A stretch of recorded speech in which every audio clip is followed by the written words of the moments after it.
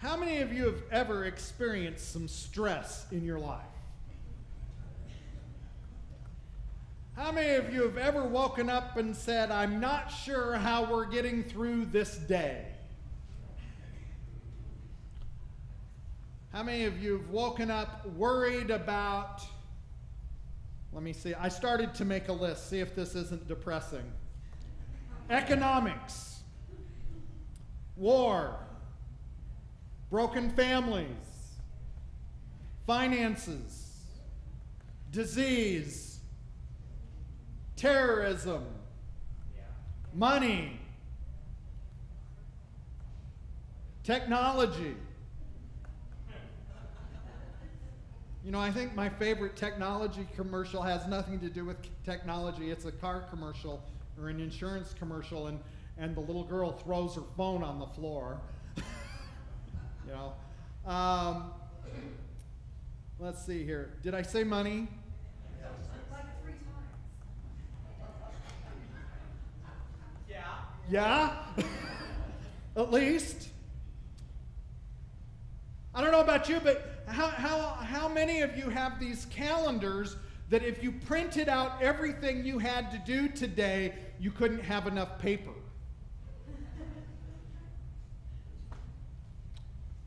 Seems like all kinds of things cause stress and worry, because here's one of the things that we've learned is that the more stressed we are, the more likely we are to worry. So the clue to worry is to have less stress. How many of you'd like to have less stress in your life? Now, those of you who are living absolutely perfectly stress-free lives, I give you permission to go to sleep quietly. But if you're not quiet, whoever's next to them. Because most of us live in a world that's filled with stress.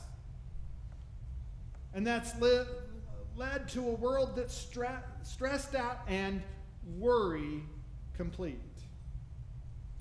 Now, Paul says a lot of things about stress and worry. He just doesn't always use the words. In this passage from Philippians chapter 4, he brings us back again to that 17-time mentioned theme in Philippians. Rejoice in the Lord always. Again, I say rejoice. Rejoice in the Lord always. Again, I say rejoice. Rejoice, rejoice, rejoice. You see, if we want to solve most of our problems, Paul says, spend more time rejoicing. So what does that look like? Well, in Philippians 4, he gives us 4, count them 4, this many, not this many, this many, 4 things we can do. Turn to a neighbor and say, there's 4 things. I'll just tell you, we start with the hardest one first. He says in the NIV, be anxious for nothing. In everybody else's version, including mine and yours, Paul says, don't worry. I told you it was the hardest one.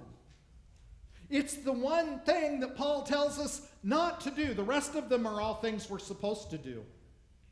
Paul says, don't worry. And you look at Paul and say, are you kidding? Look at the world we're living in. We have lots to worry about. Well, let me just tell you about worry. Because there's this guy named Dr. Walter Cavert. I don't know how to say his last name. He's done studies for years on worry. And this is what he's found out.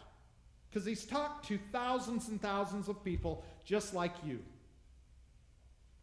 He says, 40% of our worries never, ever happen.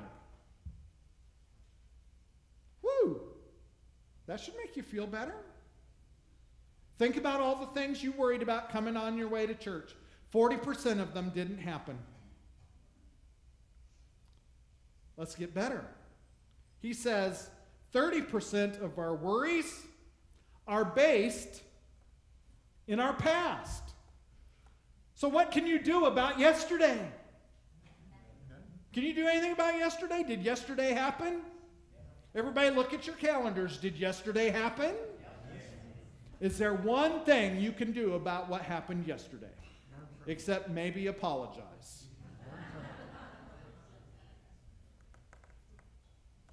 So that's 70% of our worries. Then he says 12% of our worries are needless worries about our health.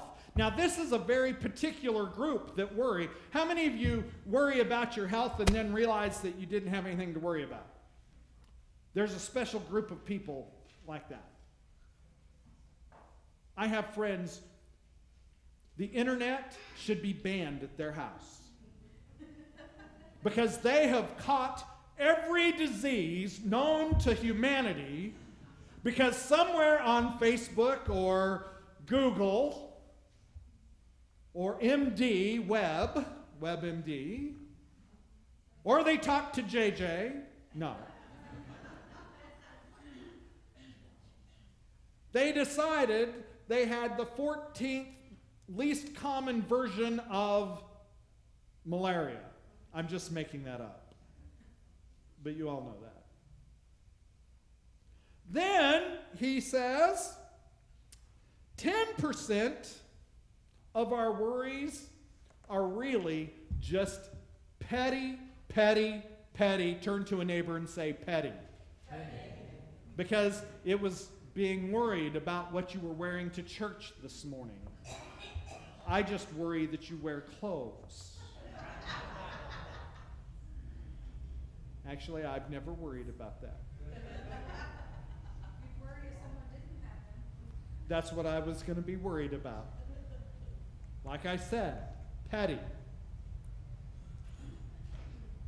That leaves a whopping 8% of the things we worry about that are legitimate concerns. Now, I don't know about you, but if I could get rid of 92% of the things that I worry about, how many of you would have an easier life? Well, stop worrying about the stuff that doesn't matter. Such an easy thing to say. Because guess what? There's only one person in charge of what you worry about. I'd like everyone to raise their hand, because you're the one. You get to worry. Paul says it this way. He says, don't worry about anything. Wow. That's the Message translation of that verse. Don't worry about anything. You don't have to worry about anything. You know, just think what would happen with your time if you spent all of the time you were worrying doing something else. Just think of the housework you could get done. Just think of the yard work and the building projects you could get done. And just think of all the things that you have on your list of things you'd like to do that you could do if you would spend less time worrying. Calvert suggests that the average American spends approximately somewhere between 7 and 9 hours a week in absolute worry. He says, now people do other things while they're worrying, but 7 to 9 hours, that's a whole stinking day. Just think. You could have a whole nother day if you'd stop worrying.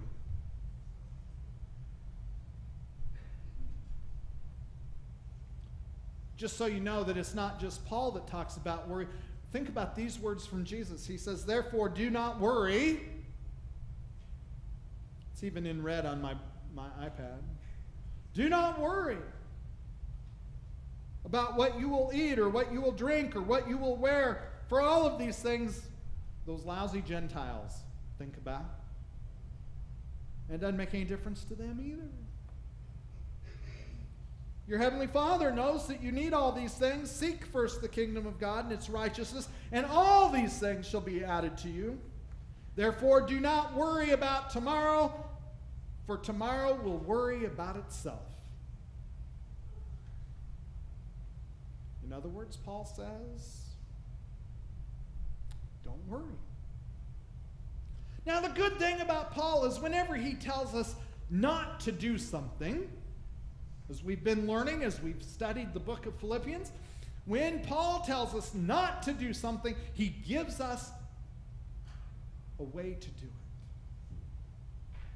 Because, you know, it is easy to stand up here and tell you to stop worrying. Stop worrying, stop worrying, stop worrying. And some of you are worried that I'm not going to tell you to stop worrying.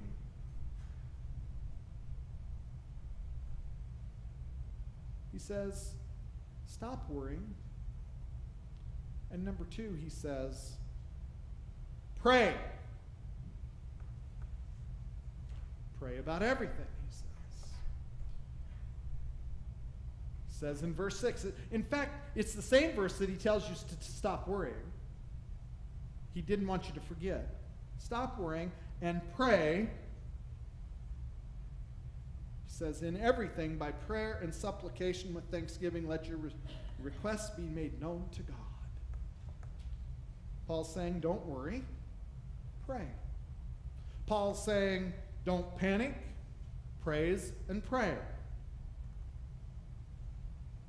One of the things you'll notice, as I've already said, when you stop worrying, it will free up all kinds of time to pray. Actually, you're just going to replace the time you spend worrying with time for prayer.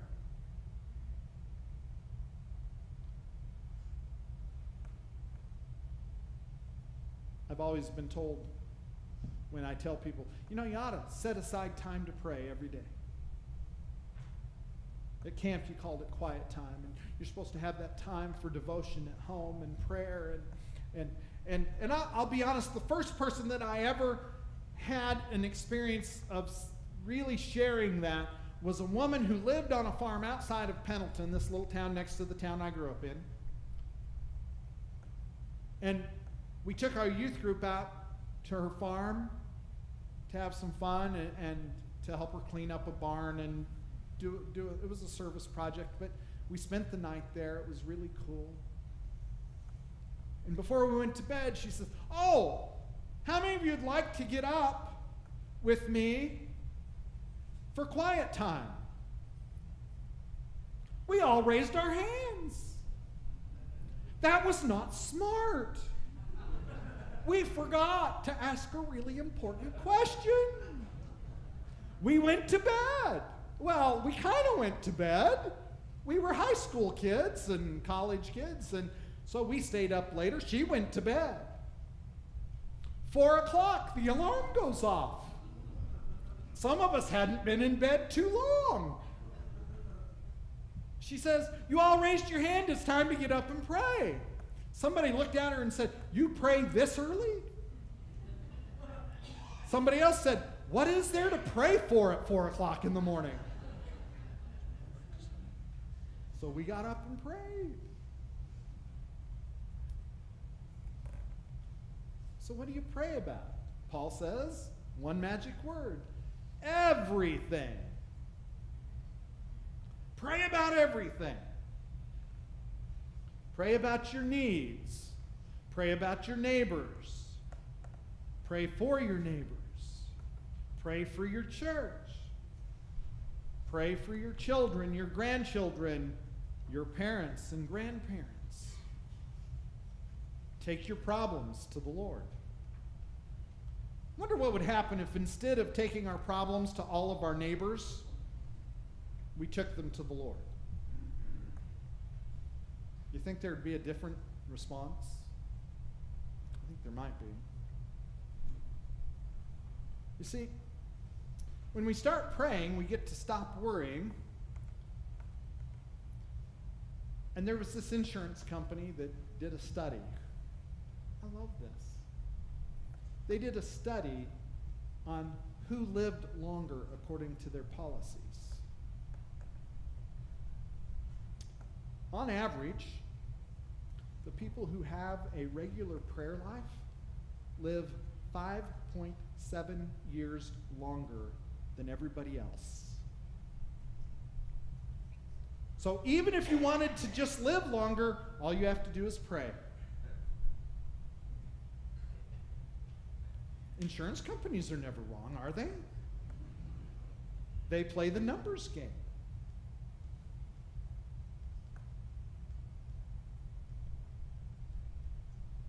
Here's the great fact. There is no problem so big that God can't handle it. But if we don't give it to him, he's not going to take care of it. Somebody else will. And you may not like the way they do it. He says, if all that time you're giving up from worrying isn't filled then, let me give you one more thing. He says, learn to be thankful. Here's what we know. Paul says, in everything by prayer and supplication with thanksgiving. We need to learn to say thank you. If you're blessed, give thanks. If you're depressed, give thanks. If you're worried, give thanks. I have an assignment for you. You should write this down because I'm expecting a written in, double-spaced, correctly spelled, big enough to read printout. And you have all week to do it. I know some of you will wait until next Sunday and you'll go, oh, he asked us to do something. For your offering next Sunday, honest to God, I would like you to make a list of 50 things you're grateful for. 50 things you want to give God thanks for. How many? 50. When? Sunday. Where? Here. Yeah, offering plate. You see, when we learn to give thanks and when we practice giving thanks, guess whose lives change? Ours. But not just ours. Because being around people who give thanks usually is very good.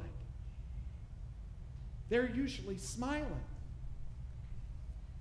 And if people are smiling, we like them better. It's true. So 50 things you can give thanks for, or that you do give thanks for. I'm going to tell you, if you are unhappy, stressed out, filled with complaints, or irritable, this exercise will change your life. Now, if you're just happy all the time, you're going to have this list done before dinner today. And that's okay. Some of the rest of us will take till Tuesday. And some will get number 49 and 50 when they walk through the door next Sunday. So give thanks. Well, stop worrying. Pray. Give thanks. And number 4, change the way you think. I put give thanks number 3 because giving thanks will help you change the way you think. Paul says it. He says, you need to start thinking about some other things.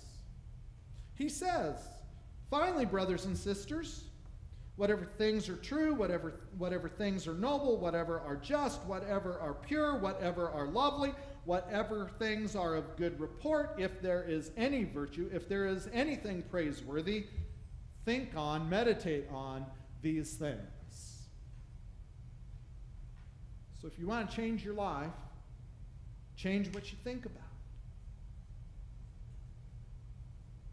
And I'm going to add one more part to that. Not only change the way you think about it, but hang out with people who think the way you want to think. Because we know you become just like the 5 closest people to you. And we're not talking about who's closest to you in church. God tells us to meditate on all these good things. The word meditate here means to really think on or ponder or consider. So what's really good? What's really pure? What's really hopeful? What's really good news? Think on those things. Let those things mold the way we live, because we work and live and do according to the way we think. You ever see somebody who does something or everything begrudgingly? It's not very much fun. Change the way you think. Why? How many of you would consider yourself a good worrier? Worrier? If you want to change the worry problem, change what you think about. Because all worry is meditation on negative. It's that simple. Want to change your life? Change what you think about. Put good stuff in instead of bad stuff. Your brain's like my computer. What you put in is what comes out. To reduce stress in your life, you have to change the way you think. To become more gracious ambassadors for Christ, we need to change the way we think. How do you do that? You can do it by asking one question. What do I spend most of my time thinking about? Do you think about not having enough? Not being enough? Not being healthy enough? Not being hopeful enough? Change what you think about. Choose. You know, it goes right back to that word choose. Because you see, we get to choose what we worry about. We get to choose if we worry. We get to choose what we think about. Which means we get to choose how we live. So what do you think happens if you do those 4 things? Paul tells us, if you stop worrying and pray, what's the third one? Give thanks. If you give thanks.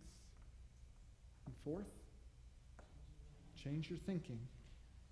Paul says this, then the peace that passes understanding will fill your very being. And that means you won't worry anymore. And all of God's people said, Amen.